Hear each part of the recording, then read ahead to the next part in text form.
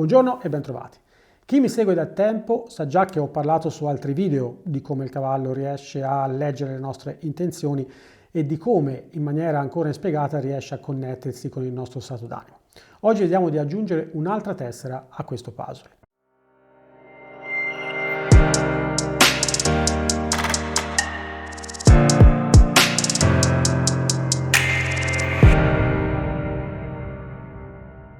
In passato ho già parlato di come il cavallo riesce a percepire le nostre emozioni attraverso la chimica dei feromoni che anche noi diffondiamo nell'aria quando siamo colti dalle nostre emozioni. Adrenalina, ossitocina ed altri tipi di ormoni corrono nel nostro sangue e si diffondono nell'aria attraverso la nostra pelle e ciò viene percepito dal cavallo che, ricordiamo, ha un fiuto fenomenale.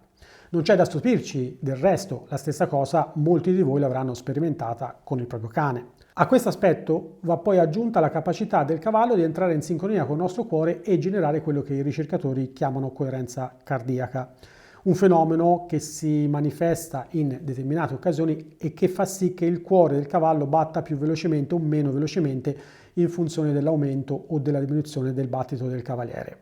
Su questo argomento ho fatto un podcast dove approfondisco la cosa e riporto anche i risultati degli esperimenti di alcuni ricercatori, tra cui anche un ricercatore italiano dell'Università di Pisa. Il link al podcast ve lo lascio in descrizione. E con questo siamo già a 2 superpoteri, ma non finisce qui. Oltre alle emozioni e alla coerenza cardiaca, il cavallo ha anche un altro superpotere per leggerci come libri aperti, ed è la sua capacità innata di capire ogni piccola variazione del nostro linguaggio corporeo. Anche la più lieve lui riesce a notarla, tanto che si sospetta possa vedere palesemente anche le nostre microespressioni facciali, che solitamente noi non vediamo o ignoriamo.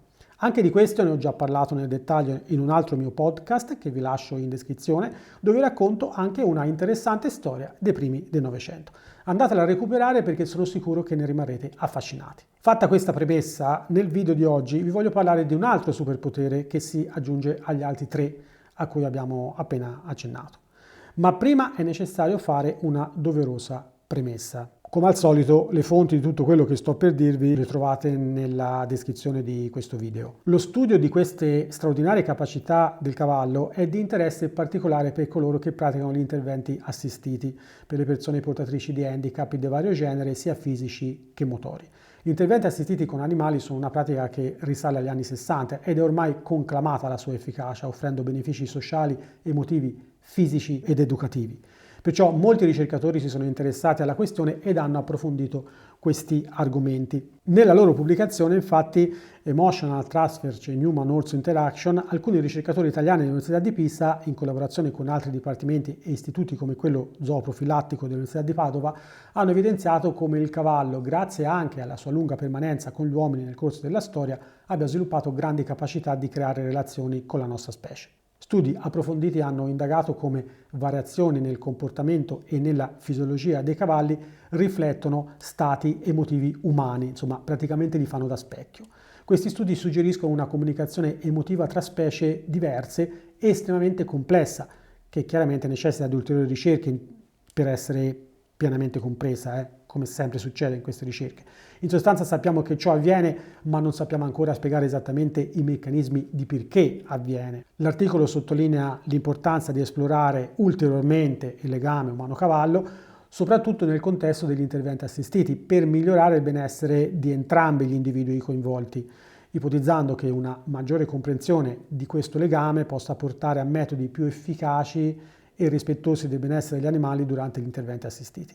La ricerca evidenzia la capacità dei cavalli di percepire e rispondere alle condizioni psicofisiologiche umane. L'analisi dei segnali fisiologici come la variabilità della frequenza cardiaca suggerisce infine un trasferimento emotivo tra uomo e cavallo durante appunto l'interazione. Leggiamo anche che l'efficacia degli interventi assistiti può risiedere quindi nella capacità dei cavalli di interagire emotivamente con gli umani, agendo insieme come un sistema unico.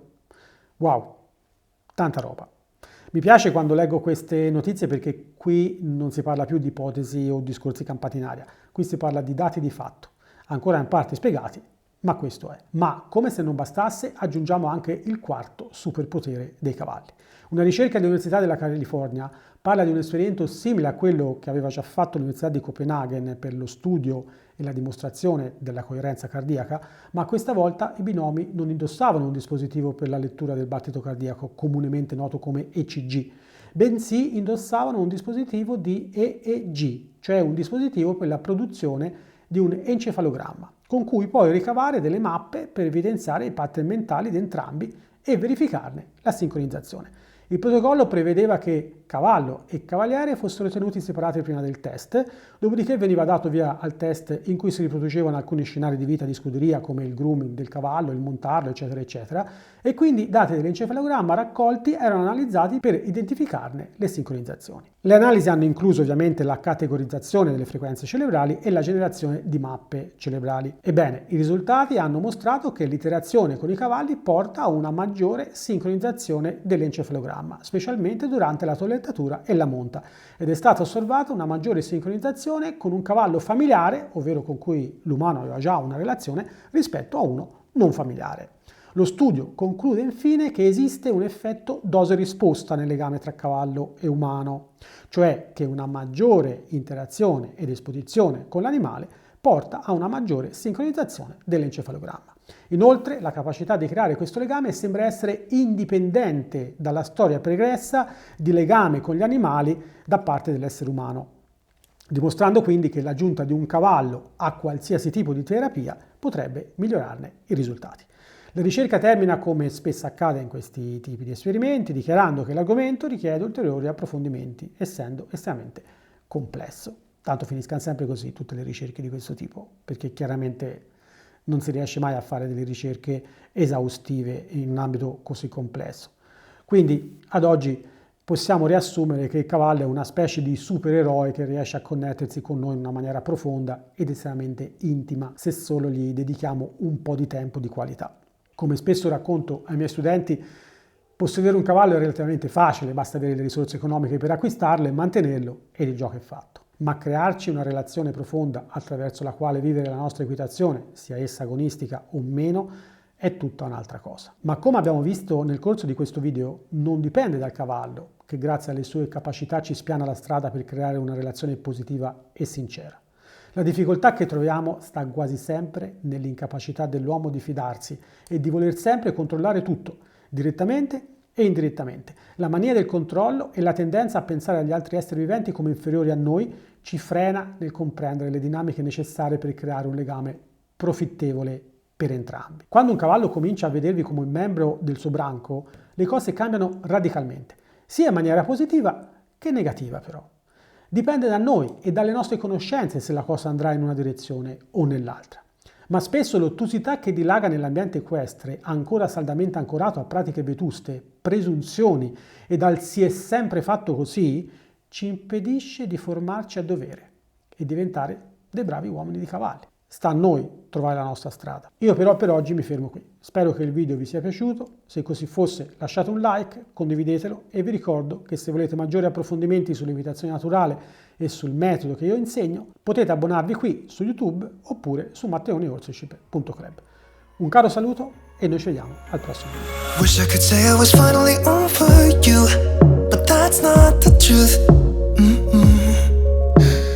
Everyone always keep falling in love